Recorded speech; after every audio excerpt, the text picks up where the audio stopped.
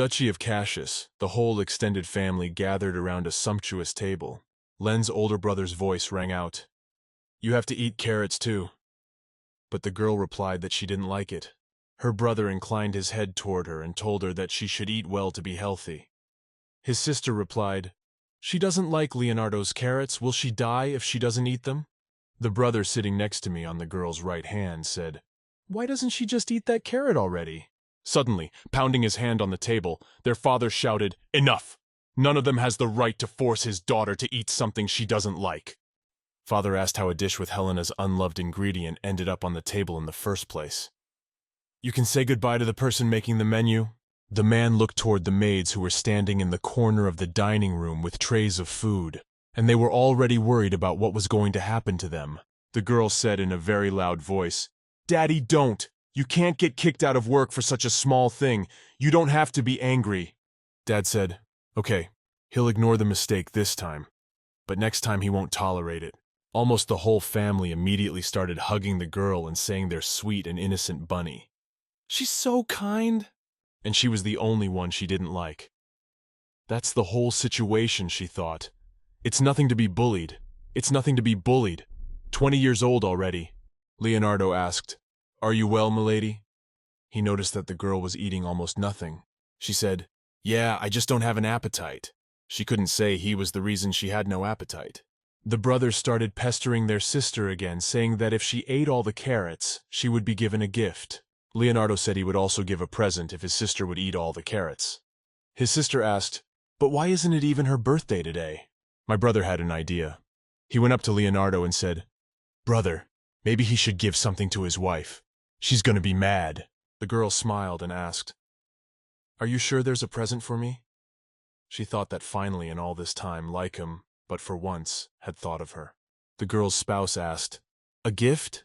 But what's it for? There's no occasion. The girl was indignant at the words she heard.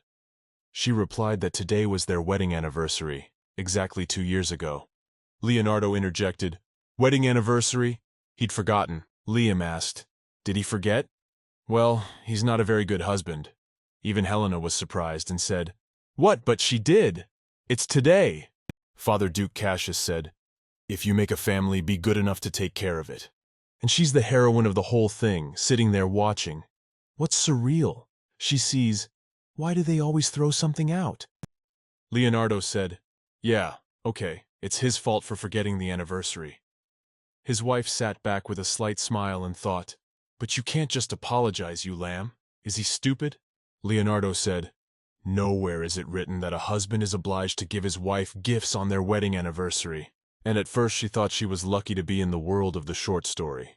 She was killed in a car accident, but she was given a second chance, and found herself in her favorite short story. She returns to the path of flowers.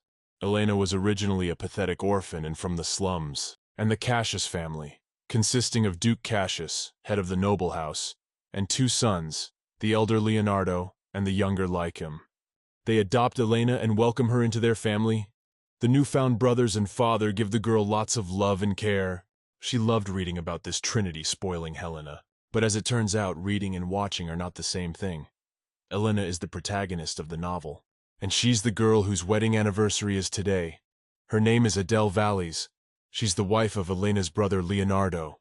She's one of the more unremarkable characters, and she doesn't appear very often. But she was still happy because she had married her favorite character. His hair is the color of the sun, and in his blue eyes you can easily drown. He is perfect and much like his father, Leonardo Cassius, son of the Duke. And she's his wife now. It's a marriage of convenience, but the important thing is that she's in the Duke's family. The best place for a novella fanatic, you can't think of a better place. That's what she thought as Adele wallowed in her thoughts. She didn't hear herself being addressed. Milady? Leonardo says their wedding anniversary is their shared holiday, and as he realizes, did she get him a gift too? She never wondered how Adele felt. Leonardo left her alone on her honeymoon and gave her a first anniversary gift through an assistant, and it was always like that when she told him it was her birthday. He'd say he was busy, or when she simply suggested that he take a little walk, Leonardo would say that he had already made arrangements with Elena. And it was always like this. She would only come to him and Leonardo would say that Elena had already called him. Adele didn't think he would be so indifferent. And as they return to the table, Leonardo says that what he has forgotten is not his fault. These words finally upset Adele, and she threw the gift in his face. The gift bounced off her face and fell on the table. The whole family came to a big shock. They didn't expect her to do that. Even Leonardo himself did not expect it. He asked, "What kind of joke is this?" Adele screamed that she was absolutely not kidding and demanded a divorce. The girl turned her back on everyone and said she proposed to proceed with the divorce proceedings immediately. Leonardo was shocked. He didn't expect her to want a divorce outright. Duke said, "Adele, she's not kidding? And has she thought well of it?" But the girl waved her hand and said she was withdrawing. When she got to her room, Adele thought she should grab a few things before leaving this house, and she found Mena all her costume jewelry and jewelry. The girl opened her suitcase and put a few things in it, she thought. You can't leave empty-handed.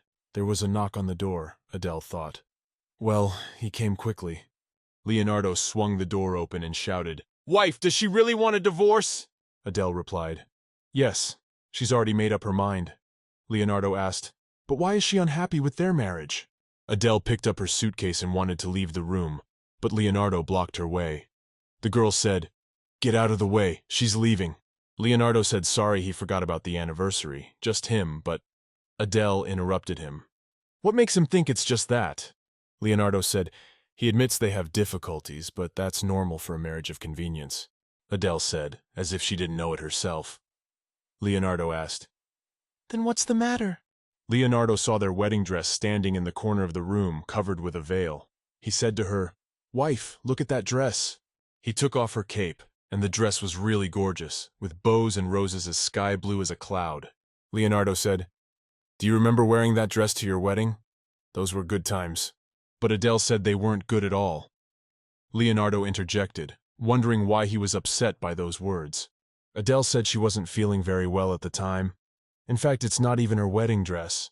Memories of what it was like before the day of the ceremony immediately came to her. Trying on a wedding dress a couple months before the wedding. Adele tries on different kinds of dresses and shows them to her future husband. Just one of them she was wearing now, but Leonardo's reaction was modest. He barely raised his eyes and looked at her, saying, "It suits her." The salesgirl asked what dress she would like to try on next. Adele thought she couldn't believe the dress store had brought all the models to Cassius Manor. The valet family wasn't poor either, but she never dreamed of such luxury. Adele's family had told her that there was no way she could miss Duke Cassius' son. A better man than him she would not find anywhere else. Even her brother was clamoring for her to become a duchess. Adele realized it was true, and at worst she was in big trouble. They're self-serving people, but until recently they hadn't been in a hurry to sell her. The store of wedding dresses was famous for the fact that the dresses were created by the best designers in the empire. Each model was a true masterpiece. Adele was just thrilled to see so many dresses and choices. Her eyes were running wild. As Adele was trying on the dress, Leonardo's younger sister Elena walked in with the words, "Bro!" Leonardo asked, "What's wrong, Elena?" The girl said nothing. She just wanted to watch her sister try on the dress. Back then, Adele had no idea what would happen next. She longed for a family like the one in her favorite novel, and by marrying the Duke's son, she'll finally be a part of it. Dreams come true. Elena ran into the room where Adele was trying on her dress and saw so many dresses. She said, "Brother, can she try on one?" Adele was surprised. She asked, "What?" But Elena said, "Unless, of course, sis doesn't mind." Upon seeing one particular dress, Elena's eyes lit up and she said, "That dress is very pretty." Adele stood beside her and thought she could understand her. She, too, had always wanted to try on a wedding dress. Leonardo walked over and asked, "Does she want to try on a wedding dress?" Elena asked in surprise, "What, you can't?" And then Adele said, "Why not? It wouldn't be a big deal." Leonardo said, "All right." And that's when Elena jumped up and down and yelled, "Yay!" She's overjoyed. Adele and Leonardo sat down on the couch to wait for Elena to come out to join them in her dress. There was a knock on the door. Duke and Layhem entered the room. Layhem asked, "Brother, is Helena here? This is Lady Valet's room." The Duke, Elena's father, said, "They wanted to have a drink with Elena, but they were told she had run in here." Adele smiled modestly and thought, Elena wants to try on her dresses, and Elena's brothers are not okay with Adele being in her own room? While everyone was having a conversation, No one noticed Elena walk out to them in a gorgeous dress. She shouted, "Daddy, brothers, what do you think?" Everyone's artwork was opening up at how much this dress really suited Elena. Elena circled the room in that dress and asked how she looked. The girl said, "Nice outfit, isn't it? And very comfortable, straight and true to size." And Liam shouted, "Why is she wearing a wedding dress?" Then Elena replied, "Because she wanted to try it on." Dad said, "Turns out like just yesterday she was telling Daddy she dreamed of being a bride when she grew up." Elena said, "No such thing." And Liam shouted, "What is she saying? Elena promised that if she married him, it would only be to him." Only Adele looked at the bedlam going on and thought, was it that bad in the novella? What is this nonsense? Leonardo walks up and says Elena promised to marry him. Adele stood, just completely misunderstood. He's her fiancé, isn't he? Everyone started to argue amongst themselves as Elena suddenly shouted, "Enough already, Daddy! Brothers, enough of this childish babble!" Elena says she's going to try on another dress. Your task is to tell her how she will look in it and not to argue. And then it began. Elena wore different dresses, and her father and brothers clapped and shouted how it suited her and how beautiful she looked in them. She didn't really do anything special. She just got different compliments every time she stepped out in her new wedding dress. Elena was fooling around and showing different faces, twirling around in her dresses, shouting. And her family was all but discussing about not marrying Elena off to some bastard. It was obvious they were watching their little princess, Elena. Finally, the fitting was over. Elena was already tired, and then her father said they could head to the summer garden for a cup of tea. Elena and her brother said, "Yes, Papa," and they left the room. Liam gave one last shout.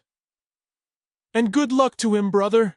Adele thought that at last they were gone, and she was very tired of them.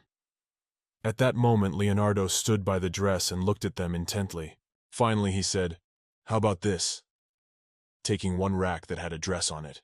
Adele was very surprised at first.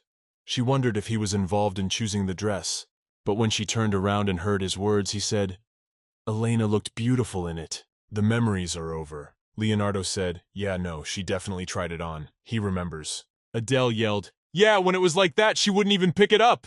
But Leonardo was sure it was she who had tried it on, and he had seen her. Adele said she wasn't the one trying it on, but what was his sister trying it on?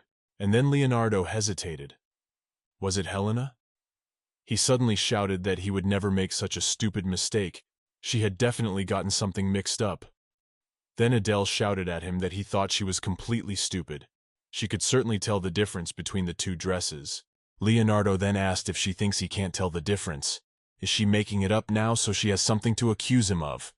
Adele said, "What?" Adele interjected. Was he claiming that she was lying?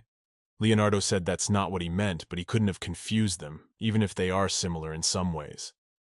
Adele asked, "Do they look alike? Is there any similarity between them?"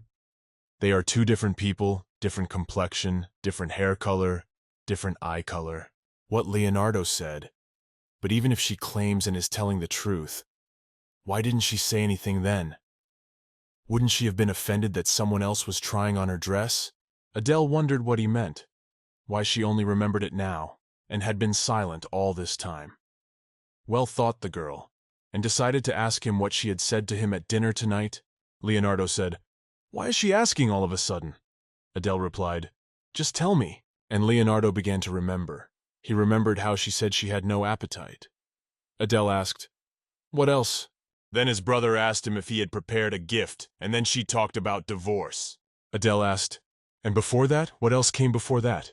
Leonardo began to remember everything that had happened, but specifically what Adele wanted to hear. He couldn't figure out. He began to mumble, "But this, but that." Adele said, "This is how she is remembered in this house, even though she's his lawfully wedded wife." And before the wedding, what was going on? The girl turned and walked toward the exit. Leonardo tried to tell her, "Wife, stop." Adele told Leonardo, "He doesn't notice his mistakes." As Delia walked, memories of Leonardo suggesting that she wear a dress that fit Helena and not her flashed through her mind.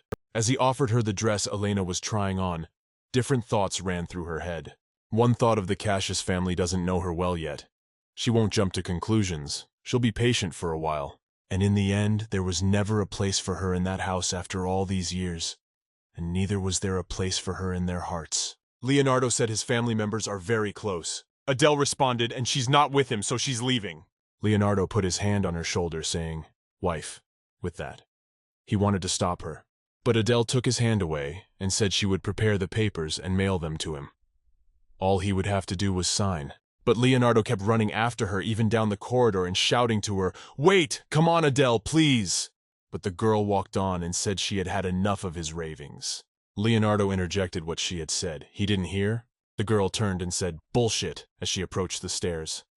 She saw that all the work staff had gathered below, all the maids, and the Duke, Leonardo's younger brother and sister, were standing there. Well, Adela decided, firmly walking past each one. She didn't even turn around in their direction. Whatever they were trying to tell her, for example. Elena said, "Sis, that her brother..." Lycum also tried to ask, "So she's leaving?" As she passed the Duke, she heard, "Adele, you shouldn't make rash decisions." But the girl passed by and went to the exit next. Opening the door was like breathing a breath of free air. So she left the Cassius mansion. The girl headed for the hotel, as she couldn't go home either. She threw herself on the comfortable bed in her room and said, "Ah, how happy she is," packing in a hurry and a lot of things she didn't take, but it still feels much better than the Duke's palace. Waking up early the next day, the girl definitely decided that all sorts of little things could be dealt with later, and the first thing she had to do was deal with the divorce. At the same time at the Cassius estate, Liam asks Leonardo, "Is he going to leave it like that?" And Leonardo is asked, "What is he talking about?" His brother says, "What about?" and his wife. But Leonardo says with certainty that she'll be back soon. His brother says to him, "What makes him think that?" She said she wanted a divorce. Leonardo, sipping tea, said that his wife was a wise woman, only slightly upset, and started threatening to divorce. Believe him, she'll come back to her senses soon enough. His brother asked him, "Is he sure of that?"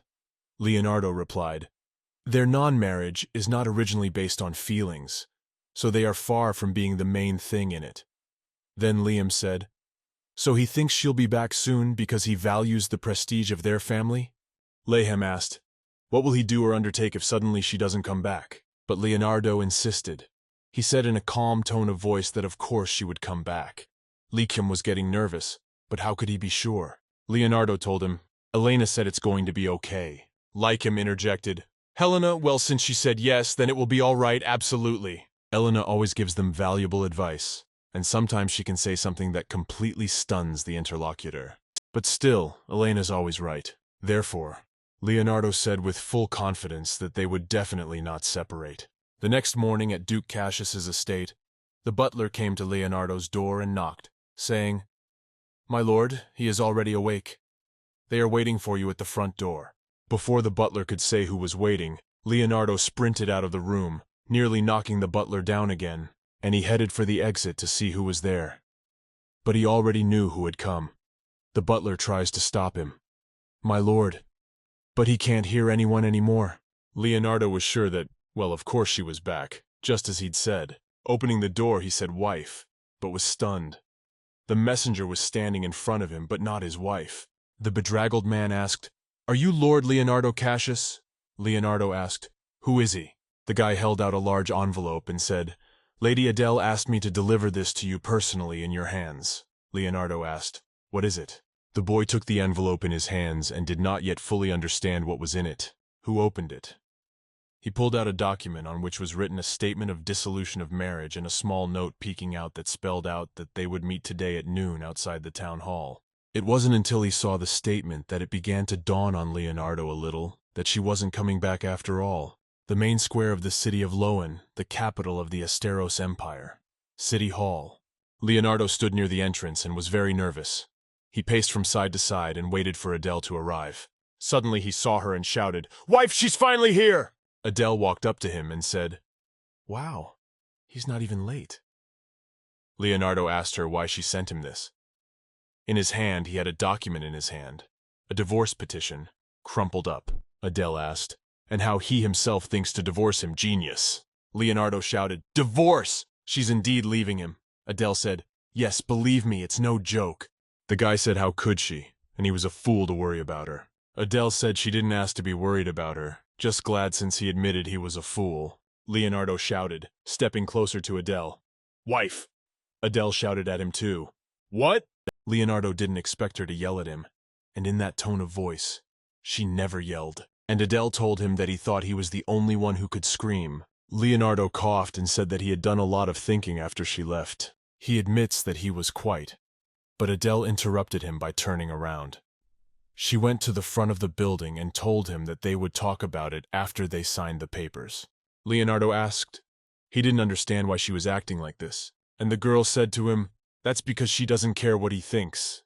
Adele is already tired of having to instantly forgive Leonardo when he apologizes, having to keep a smile no matter how she feels, having to play the victim of the situation, and so on. Adele just asked him. They just need to part amicably and never see each other again. From behind Adele came a voice. Wife! When the girl turned around, she saw Leonardo tearing up the statement. Leonardo said, Oh no, he accidentally tore up the application. The guy said, But it can't be helped. Let's go somewhere and talk it over quietly. But Adele wasn't upset. She said, Okay. She reached into her bag and started pulling out some kind of paper bag. Handing the paper to Leonardo, she said that she had sent a copy for such an occasion. On this paper was again written a petition for dissolution of marriage. When Leonardo picked up the paper, she said, Oh, and he tore another one too. Anyway, there were 5 or 6 documents, they were so torn up. But Adele kept pulling them out of the bag and asking him if he wanted another one. Leonardo snatched up this paper bag and said, Bring them with you, even 100 copies. He still won't agree to a divorce, and threw out all the land deeds. Then Adele said there was no other option. They'd go to court. Leonardo says she won't drag him to court. She thinks she can beat Cassius. And that's when Adele freaked out. She screamed, Yes, she's asking for a divorce, and Leonardo Cassius is with her. People were already walking around, and now that they heard the famous surname Cassius, they began to converge and see what was going on. Some whispered, Is that Leonardo Cassius over there? Leonardo started to cover his face with his hand and said, Damn, he didn't think she'd start screaming in front of all the people. Adele thought that now rumors of their divorce would spread throughout the capital. First objective achieved. Leonardo at the town hall. She is quite willing to lose her dignity in this unfair fight. Passing Leonardo, she said, Let's see who'll be the first to cower. The girl walked away, walked into some of the alleyways and thought, Looks like she has no other options but the court. Adele's thoughts. Has her husband shown infidelity? No. Has he been physically abusive? No. Has there been abuse and moral abuse? Never. Does he let the family capital go to gambling? Not at all. If he has children out of wedlock? As far as she knows, no. Did he deny her financial support for more than 2 months? He gave her 5,000 gold pieces every month and also for pocket expenses. I hate to admit it, but at first glance Leonardo may seem like a very worthy spouse. Adele has only one ground for filing for divorce, but it is a very intimate matter that she is not yet ready to discuss with her lawyer. As Adele stood there pondering, she didn't expect someone to clap her on the shoulder at all. As she turned around, she immediately heard, Wife! It was Leonardo.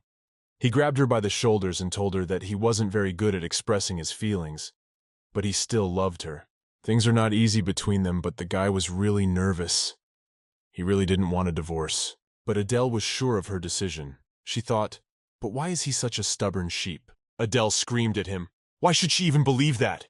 He doesn't love her. Leonardo says that's not true.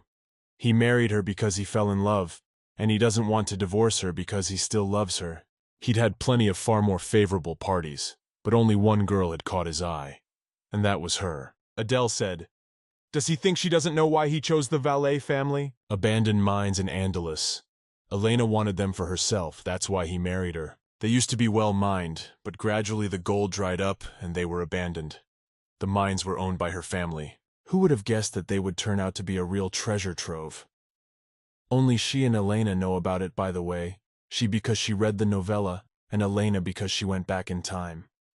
Leonardo asks how she knows about it. Adele said he confessed to her when he was drunk. Leonardo asked, Was he drunk? Adele said, Yeah, did he forget? The girl thought it was understandable that it was a bluff. He didn't have time to talk to her even when he was drinking. He confessed to everything. Their marriage was solely on Elena's whim. Adele left, and Leonardo shouted after her that it wasn't true. But it's true. At first he was only interested in her for her dowry, but then he fell in love at first sight after they met, and he thinks he forgot about those mines. Adele came back and said, "Then why did he grow so cold to her after the wedding? He stopped noticing her at all." Adele said, "How many times can you bullshit her? Don't take her for a fool." The girl finally walked away, already tired of talking to him about something. The guy was catching up and yelling at her, the wife trying to take her hand. He asked to be allowed to give him a chance to explain. Adele said, "Why? What, doesn't want to part with her mines?" After those words, Leonardo didn't answer her anything anymore. He just let go finally. Adele was gone. Adele was walking down the road and resenting the fact that he wouldn't get one measly cave from her. Fortunately, the mines are still listed in her name.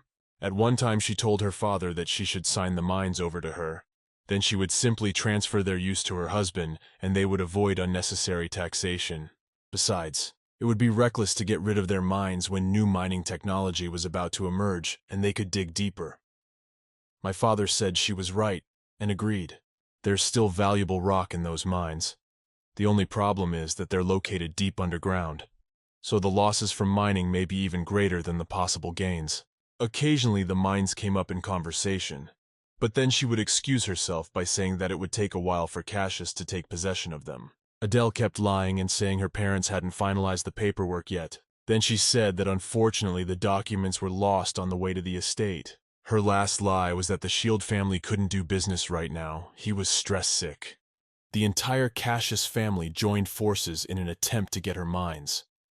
The families had originally agreed that they would be included in the dowry, so their demands were not unfounded. But giving them the mines back would have been nearly impossible. Adele thought that was one reason why divorce should not be delayed. An adventurer's forest on the outskirts of the city. Adele was wandering through the forest and said he had to be here somewhere. Just as suddenly, the girl saw the glow of a bright light. "Oh," she thought, and squeezed her eyes shut. As she came closer, she saw him, looking for the main villain of the novella, that he's confronting Elena. She knew she'd meet him here, but she didn't expect it to happen so quickly. A guy named Marquis Terence Freeheiden. Terence is a highborn nobleman, but that's not all. He's about to get his hands on even more power. The girl hid behind a tree and thought about what she should do. Should she pretend she was lost? Who knows when their next encounter would be? She had to seize the moment. After all, she's not going to be a piece of furniture in the Cassius house all her life. Terence's voice came out. He asked who was hiding behind the tree. "Show yourself if you value your life." The guy's already got his sword ready. He swung and launched his sword with the words. He thought it would be enough to hold his breath without him noticing his presence. Adele had already sat down under the tree, covering her head with her hands. She leaned over, thinking that everything was about to fly at her. There was a very loud rumbling sound. A whole tree had fallen. When Adele looked out, she saw a broken tree with a sword sticking out of it. From this broken tree fell the branches of a man. He had a black cloak and a mask on his face. In his hand was a dagger. He yelled, "Die, you bitch!" and ran at Terence. Well, it's not that easy to kill him. The guy has powers, is very strong and fast. He easily killed this obscure invisible guy because you couldn't see his face or his strength. He's like this. "The blood knife," he said. How trivial it is to send in all sorts of amateurs. Then Terence slung this kid he'd killed over his shoulder and dragged him to dump him somewhere. Adele stood up from under the tree and thought that no, this was not the best time for a first meeting.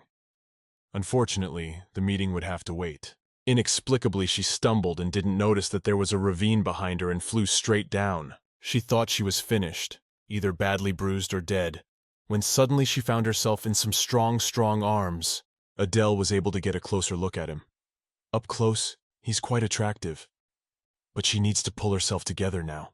That's not the point. She was more interested in when he had managed to get to her. After all, he'd gone the other way. Adele bowed to him and said, "Thank you so much for saving me. It's only because of you that I'm alive." The boy asked, "What is such a young lady doing alone in a sleeping forest?" Adele replied that she had gone the wrong way and wandered into the forest. The guy said, "The wrong way? I apologize for my curiosity. May I ask what you needed in the Forest of Adventurers?" Adele replied that she was just taking a stroll. The boy was thinking.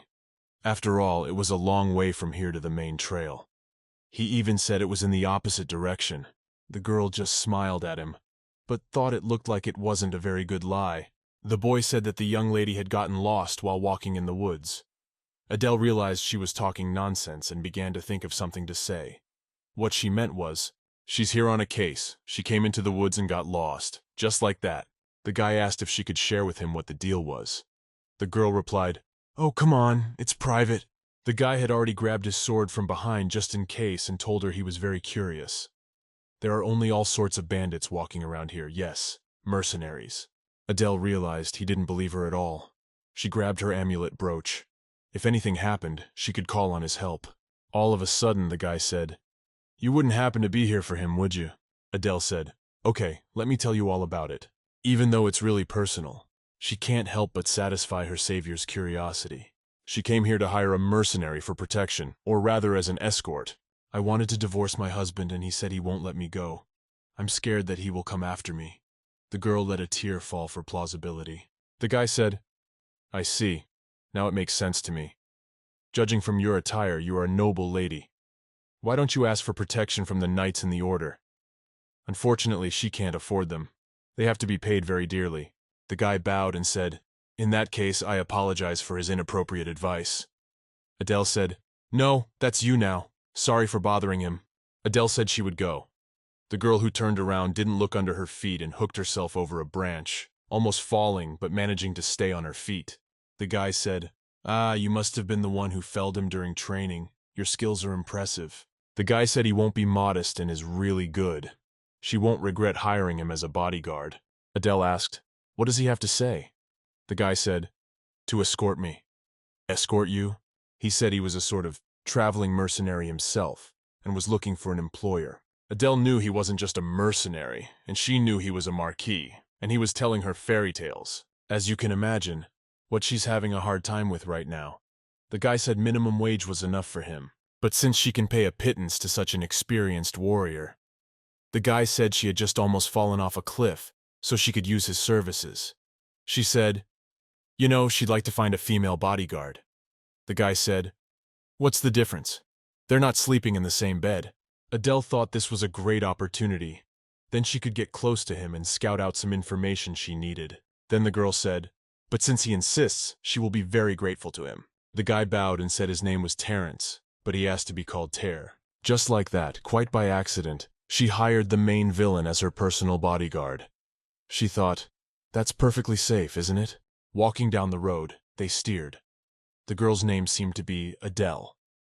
For now, she still has her husband's last name, but they are about to get divorced, so know her as Adele Valleys. Why did she decide to use her maiden name instead of her husband's? Because she was afraid that Terrence might get suspicious at the mention of Cassius. She thought about the fact that Terrence wasn't particularly interested in high society before he started acting within the plot, so her name wouldn't mean anything to him. The guy said he's Spacious, or Terrence. He's from humble origins, so he doesn't even have a last name. Only Adele knew the truth. She walked and smiled, but she lied and didn't blush. As they walked along the road, she often glanced at Terrence and thought, "Man, he's handsome after all. If there were illustrations in the novel, I'd love that character more." Terrence asked if he understood she was living apart from her husband, and where exactly. The girl said that she was staying in a hotel for the time being, but that she was actively looking for a new home. Terrence replied that he would have to stay at the hotel for a while. The room across the hall was vacant. And maybe, by the way, she would pay him not only for the accommodation, but also for cleaning the room once a month, so to speak, as a bonus from the employer. But the guy said, "Thanks, but he'll do it himself." Adele asked, "Will you have the money for that?" The guy coughed and said, "Well, okay then. Thanks for your generosity." Only Adele surrendered the truth about this guy. She walked behind him and gave him a little sneer. She wished he would not go out of his role as the poor mercenary, the Marquis of Terrence. Regardless of his role in the story, he hates being in debt. He's still gonna pay her back. When Adele and Terrence finally reached the hotel, Terrence was put in the room across the hall. He walked into the room, looked at the bed and thought that this girl was very strange after all, and he thought she was not telling him something, but for some reason, he enjoyed watching her get nervous. He wasn't going to save her, but he just couldn't help himself, his legs carrying him toward the woman. It's not in his nature to go to all that much trouble. Okay, the guy sat down at his desk and thought he should take care of business and send a message first. In the message, he wrote briefly that he would have to stay longer in the capital indefinitely. He put his letter in an envelope. He thought about it, but if he was going to do the job, he had to do it well. The next day, when they both woke up and had breakfast, Adele offered to accompany him to the store. The salesman said, "Welcome. What medicine are you looking for?" Adele said she wanted to buy herbs for tea, and the salesman began to pick them up. As he picked them up, Adele noticed that Terence was clutching his head. She thought he must have a headache. The girl began to remember what was written in the novel. Marquis Freeheiden's main weakness is chronic headaches. It is related to a curse placed on the imperial family in exchange for a shard of divine powers. Members of the imperial family are able to control mana freely, but suffer from side effects. Willpower is directly proportional to the power of magic. The greatest power in history is wielded by the two sons of the now ruling emperor, who is also not without magical abilities. The main male character of the novella, and coincidentally Helena's love interest, is Crown Prince Michael, the emperor's illegitimate son, Terence. Terence was the firstborn son born to the daughter of the Marquis of Molo.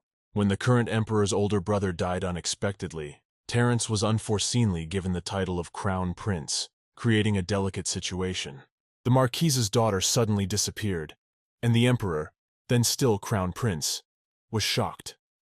He was especially upset by rumors that she had run away with some coachman. So he did not wait for her return, and married a girl from the family of Duke Vidor. And the Marquis of Molo seemed completely oblivious to the existence of his missing daughter, until one day she showed up with a baby in her arms. According to her, she was kidnapped on the orders of Duke Vidor, who conspired with the emperor.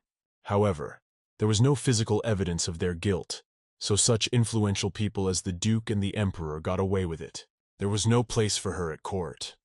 Although she was pregnant at the time of her disappearance and her son was of royal blood, her legitimacy was never recognized. If it weren't for court intrigue, he would have been the crown prince.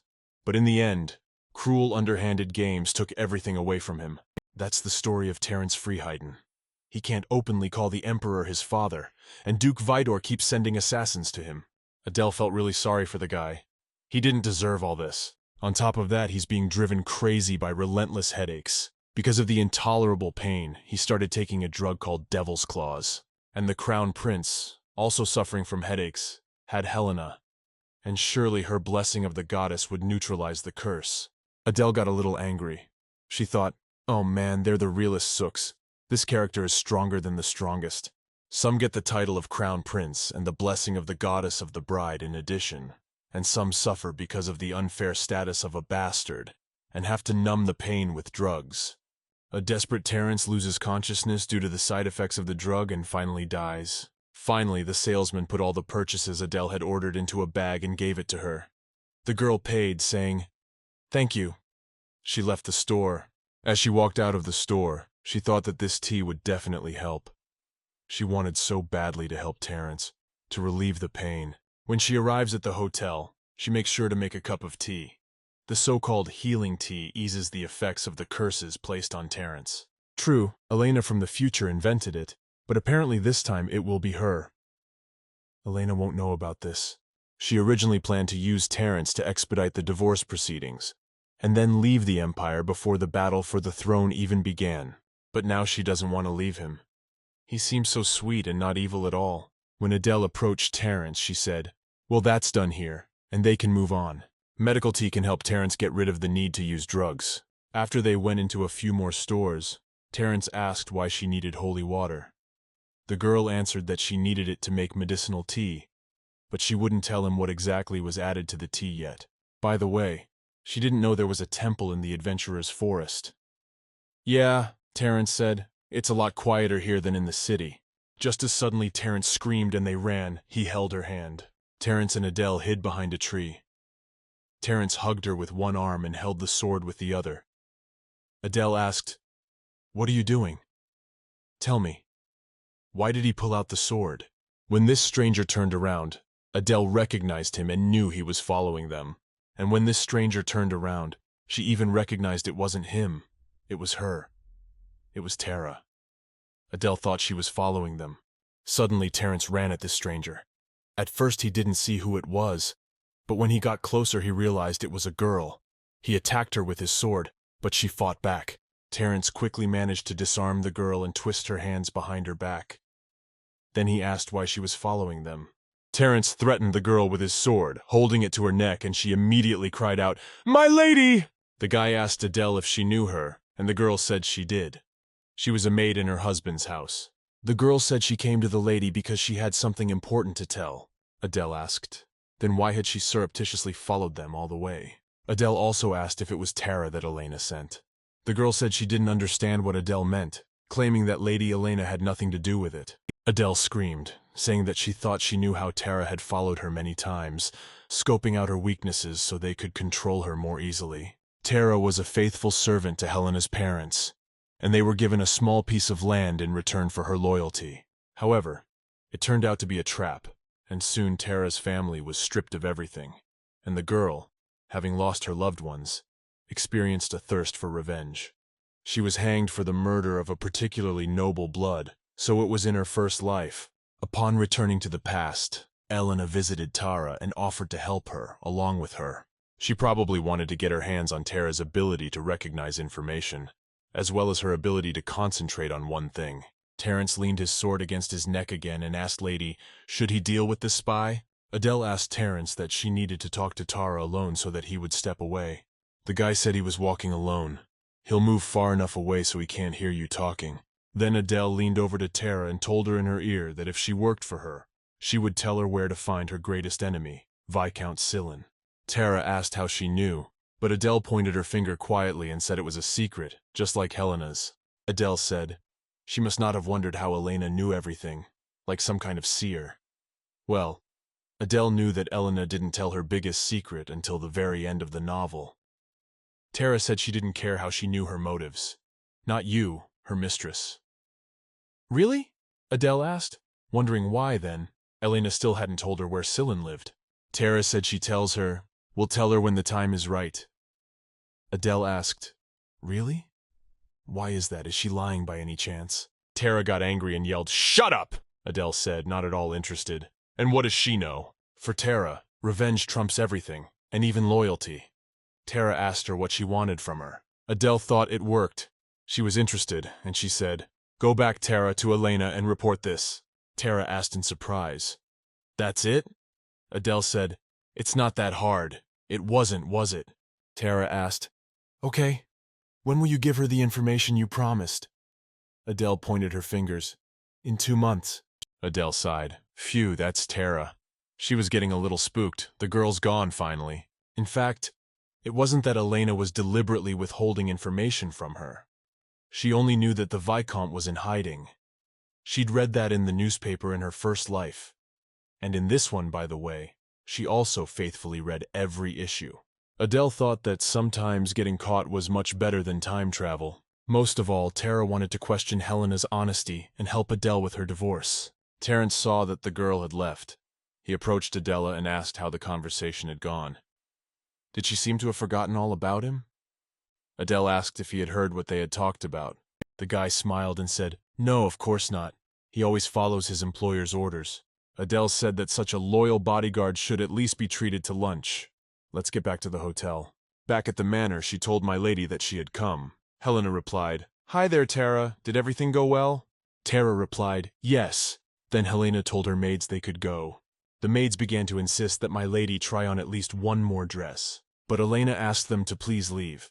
She has something she wants to talk to Tara about alone. Helena said that she was glad that she liked the maids, but sometimes they could be a little pushy. Tara asked why not just ask them to stop.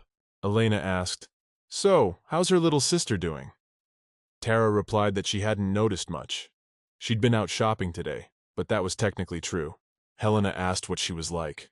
Tara replied, cheerful, smiling. Even Tara thought it probably wasn't worth specifying that she was smiling at that man. Elena rejoiced and said that's what she thought. The divorce was off.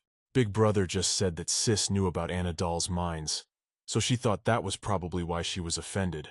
And the brother gets drunk in the evenings and talks non-stop about his love for his little sister. Elena thought about what to give Adele to get her to stop sulking, and started rummaging through her desk, going through some books and catalogs.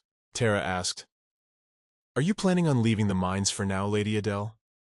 And Elena replied, "Think so, yes. It won't be long before the price goes up anyway. Gosh, this is definitely the one." Tara said that she would continue to keep an eye on Lady Adele. Helena replied, "Don't. Go back to your primary duties." Adele and Terence are sitting in a cafe drinking tea. Adele asks, "So, how's he doing?" Takes a sip and says, "Not bad." Adele asked indignantly. "I?" replied, "The smell is okay too. It does taste a little like medicine, though." Adele answered him, "He's been taking it for the third day, and it's had no effect." The guy asked, "What should be the effect?" "I don't know. Improved sleep, increased energy, ease of movement, something like that." The guy hesitated and said, "Well, now thinking that it seems that yes, it is after all a tea, not a medicine, some strong effect cannot be." Adele got a little angry.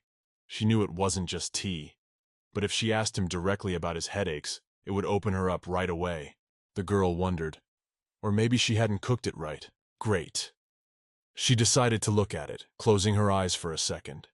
She moved to the book where she could look at the recipe and came back, opening her eyes as she thought the recipe was correct. As we've all realized by now, she has the ability to look into the text of the novella. She can reread it wherever and whenever she wants. It's a very useful skill, but for some reason she gets very tired afterwards, so she can't do it more than a couple times a day. Adele was thinking of her own. She noticed that Terence had fallen asleep. He had fallen asleep in front of her several times before. Adele asked him about the bed in the room being uncomfortable. The guy said he didn't even know, never having experienced it. She had thought that for a noble like him, such apartments were very cheap. Terence said, "My lady, you look tired." The girl said no at first. "Well, yes, she is tired. She's going to go to the hotel and take a nap, and you two go out without her." The guy said, "No, it's his duty to accompany her everywhere," and held out his hand to help her stand up and lead her away. The girl replied, "Thank you." Still, the closer she gets to know him, the more she likes him. When they got outside to walk toward the hotel, some man ran up and said, "Marquis, I guess." I was going to say Marquis, but then stopped. Terence said it was his mercenary colleague, probably wanting to discuss something. Adele said, "Take your time. She'll go ahead for now." The girl understood everything. It's kind of strange. This mercenary colleague is dressed as a servant of a noble family. Suddenly there was a clatter of horses and a carriage pulled up. Adele recognized the carriage at once because it was from her Cassius family. The door in the carriage opened, and Helena stepped out of it. She didn't come out, she ran out and rushed straight at Adele with a cry of, "Sis!" The girls went into the hotel lobby and a cup of tea was brought to them each. Adele thought, "Thank God Terence is staying away. Let's hope Elena doesn't realize they're in this together." Adele asked what she wanted. There was an attendant standing next to Elena who shouted that, "Adele, don't be rude to Lady Elena. She's here to check on her." Adele thought, getting her like this, and without addressing her politely, what a noble knight. Elena said to Matisse, "Don't hurt her, sis." The boy objected, but "My lady," Elena said apologizing, and "That's an order." Matisse then said, "I'm sorry him, Adele, Lady Adele." Adele said, "Enough already. They're not 5 years old. Elena, and she shouldn't call her sister from now on." Helena grabbed Adele's hands and said, "How is it not to call her sis? She came to apologize on behalf of her big brother. And about the mines, she doesn't know everything." Elena said she didn't even know how to explain it to her. Anyway, she has a bit of a hunch. She once bought some pot at a flea market that turned out to be a priceless piece of art. When she found out, she had resold it profitably, and it had made their family a large profit. Adele thought that time was also connected to her premonition. Elena asked, "But she doesn't believe her." Well, she understands. The family thought she was playing a joke on them at first. In the short story, this premonition of hers was believed to the last only by the simpleton Lakem. One day, she was just passing through Andala, and it was at that moment that she had a premonition that these mines would become very profitable in the future. Leonardo came to her parents' house to buy mines, but fell in love with her at first sight. Elena is not a bad person, but she easily mixes truth with fiction at the right moment. She liked her cunning while she was reading the novella, but then she wasn't trying to screw with her personally. Helena asked if Adele remembered her first day at their house. She had liked her right away. Adele asked if she was serious, and Elena said, "Of course." Adele said, "Then she's more important to her than checkers." Adele asked, "So it turns out she can go home and you don't need mines anymore?" Adele said it was actually very disturbing to her. She's glad it was about her premonition, Elena. Adele said, "Since the checkers are no longer needed, she'll give them back to her parents. And then Elena will scream, 'Wait a minute, sis!'" Elena said, "But because—" Adele asked, "She just said herself that she likes her. Or is it really just about checkers?" Elena started waving her hands and said, "Not at all. Wait, look. She brought gifts for her, Metis. Bring them over here quickly." The girl said, did she know that Helena was fine with Adele keeping them, but that her father might have a different opinion? Family image, she must understand. Adele asked, "Since when did the Cassius family care about image?" Elena slipped a present under Adele's nose and said, "Open the present soon, sis." Adele started to open the gift and thought, it looks like Elena isn't going to admit that what she likes about her is not only her dowry, but herself. Elena said she didn't know exactly what she wanted, so she got everything. When Adele opened the gift, she saw a pendant and earrings. She thought, that's not a cheap gift. But Adele knew it was Elena's favorite trick. Elena began to insist that Adele try on the gift. She was sure it would look great on her. Adele said no, she doesn't like the color. Elena jumped in, since if it's not like the color, open the other boxes, there's a bunch more presents. Adele started opening all the presents. Each gift contained earrings, pendants, tiaras of different colors and kinds. But Adele kept answering that it didn't suit her. It was flashy in the wrong light. She didn't even know how to use it all. She already feels sorry for the fox that was let in on that collar. Adele's been making excuses for her for a long time. But the bottom line is the same. She knows Elena would never have given her such lavish gifts if she didn't have the mines. She could have just admitted that she really only wanted mines and apologized. But no, she keeps messing with her head with flattery and gifts. Adele wondered how long she could be treated like this. Elena said, "Yeah, sis is definitely pissed. Look how worried she is about her. But oh well, it's getting better." Adele thought, does she think that she thinks that one sight should make her feel better? Elena said that she knows Adele takes offense to Leonardo, but she doesn't have to be like that with Elena, right? Helena again asked please to forget all the quarrels and memories and to regard her with the same love as before. Adele thought, with love, Elena? Elena said she was serious about talking to Leonardo and asking for another chance. But Adele got angry again, saying, "What?" The girl said that if you think of it that way, she came to apologize on behalf of her older brother. And then it hit Adele. Elena hadn't apologized on her own behalf, but only on Leonard's. Did she really think that she, unlike him, loved her too? Of course, Leonardo was the most hated by her, but the other members of this family did not arouse her warm feelings either. They all neglected her. And then Adele couldn't stand it and said, "And what makes Elena think she's ever been nice to her in the first place?" Elena smiled and said, but she couldn't help but love her. Thought she'd always been like this. Suddenly the thought occurred to her, wait, is she really— Since returning to the past, Elena has been surrounded by exceptionally enthusiastic adorers. The only people who treated her badly were the villains. In Elena's world, that's just not possible. Adele thought that she couldn't even think that someone would hate her unreasonably. Elena walked over to Adele and asked what was on her mind, sister. Adele said, "Nothing." Then Elena asked to take one gift, if only out of love for her. Adele thought for a moment. It was a difficult situation right now. If she went along with her feelings now, she would make Elena her enemy. But she had no energy left at all for reasoning after reading the novella today. Elena's all, "Sis, don't ignore her, answer her." That's when Adele told Elena that she would be honest with her. She doesn't like her, and she doesn't want to see her from now on. So, disappear and don't show up again, okay? Adele began to go up to her room with the words that she would not be seeing you off, so leave the room yourself. "Bye, everyone," Matisse said. "How dare she insult my lady? He'll teach her a lesson now." The boy rushed to catch up with Adele, but Terence managed to get between them and show his sword. Terence said sort of like, "Oh, sorry, didn't notice." Matisse asked who he was, and Terence said, "Just a random passerby." Adele wondered how Terence had gotten here. Had he heard them talking? Matisse shouted, "What an insolent man!" and began to draw his sword. Suddenly, Elena shouted across the hotel lobby, "Enough! Enough of this disgrace to the reputation of the Cassius family!" She ordered Matisse to return home now. Terence walked over and asked if Adele was okay. The girl said that the sight was not meant for his eyes. The guy laughed and said, "Oh yeah, compared to his family, yours is a paragon of piety." Adele asked truthfully, and the guy nodded his head. Terence said, "By the way, did she mention that her husband is from the Cassius family?" Adele replied, "He didn't ask." Terence said that divorcing Cassius wouldn't be easy.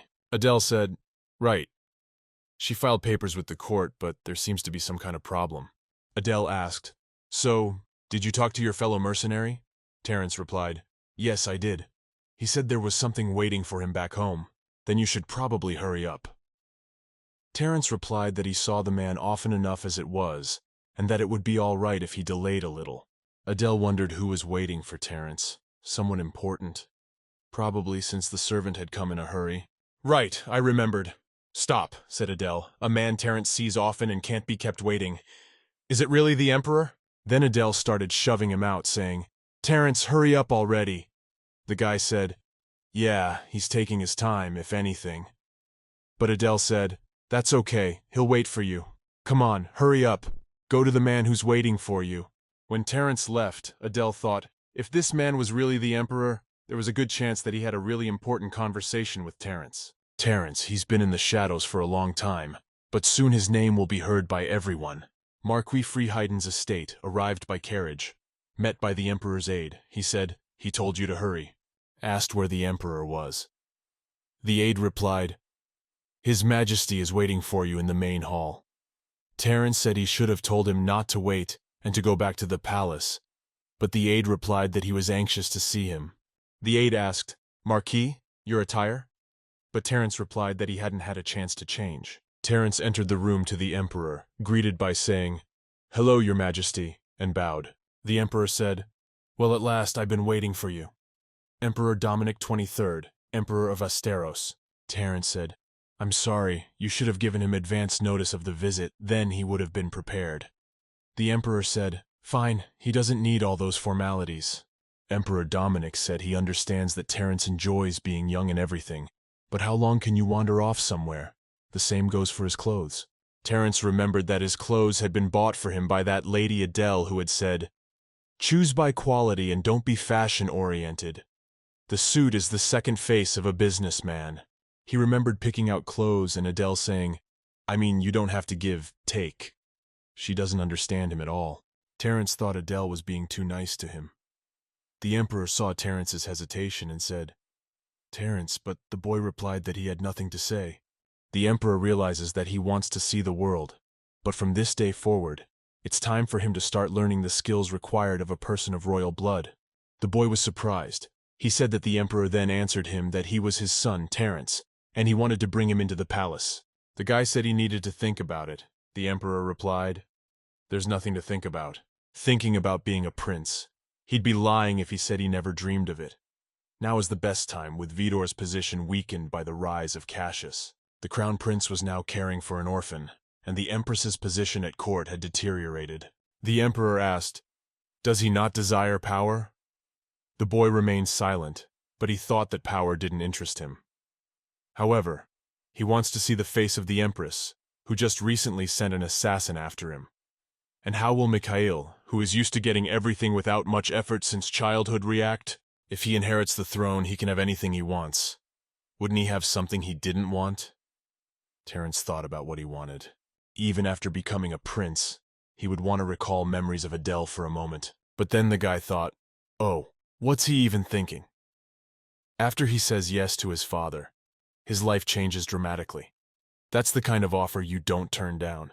Terence finally replied that he was ready to be a prince, and the Emperor said, he wants something. The guy said he wanted to help a man. The Emperor asked, help, but with what and who is this person? Terence said he would talk about it later. The Emperor replied to him that he was a very boring man. Terence said, by the way, Your Majesty, He's heard a curious story here. Cassius Mansion. Well, how will they get out of it now? The Duke asked Leonardo. The boy replied, I'm sorry, father. The Duke grabbed his head and said that he didn't even know how this story with the Emperor would end. A couple of days ago at the Central Imperial Court, an official inspection was sent by His Majesty the Emperor. Take your hands off the documents right now. The Emperor summoned the Duke to him and told him that he had bribed an official to spoil the documents. His son must love this woman very much, but more than life. The Duke bowed and said, Forgive him, Your Majesty. He made a mistake. The Emperor said he broke the law, but he will let your family keep its reputation. The Duke bowed and thanked Your Majesty. At home, the Duke asked Leonardo what he was going to do now. The divorce petition has been filed after all, and soon everyone will find out in court exactly what kind of family the news is about. Leonardo said he would work things out, try to make things right with Adele before the trial. His father said if he really could do that, it wouldn't have gone to trial. Leonardo said he could do it. The Duke said he can't make it work anymore. He's only making things worse now. Leonardo said that his father. He'd never acted like this before. Elena came into the room shouting, Enough! She walked up to her father and said, Daddy, please stop scolding your little brother. He wants to do what's best after all. The Duke said it was none of her business, and she should get out. Helena asked not to drive her away, because this was a matter for their whole family, and if they argued like this, it wouldn't lead to anything good. So she's going to pass on dinner. They shouted, Helena, what are you doing? Is she to come to her senses at all? How is it to refuse lunch? Elena said she wouldn't eat dinner either. Her father said she would get sick if she didn't eat well. And what if she fainted? Elena said that her father, if he's afraid for her, he should trust and give Leonardo another chance. My father said, Fine, do what you want with your Leonardo. Elena asked Leonardo, did he have a single plan? Leonardo lowered his head and said he would probably apologize to her. Elena said he needed to be very careful. It seemed that Sis was very, very angry. The girl said she actually checked on her yesterday and she said she didn't love her and that she wanted her gone. The younger brother said, It's obvious she lied. Don't pay any attention to her. Leonardo replied that he was sorry, Elena. He was the reason she'd fallen under Adele's hot hand. Elena said she gave the first one away. She was surprised, but then realized she definitely didn't mean it. They're siblings, since they get along so well. Leonardo said she's completely separated. It's just about her and her brother. What did she deserve? Elena said basically, he's going to have to try really hard if he wants to win back his sister's love. Leonardo said, Well, it's like every time they meet, it gets worse and worse. Then Helena said, Then listen to what he has to do, and began to whisper in his ear. Adele went out for a walk in the garden. She was delighted by this beauty of flowers. The girl said, Wow, this garden at the hotel is very beautiful. The girl also said the weather was just lovely, and would Terence like to have tea with her in the gazebo? The guy said, Let me order it for them then. While the girl was waiting for Terence with tea, she thought, as far as the divorce was concerned, the matter went much faster. Who knows? Maybe Terence had a hand in it. She would have to thank him with a cup of fragrant tea.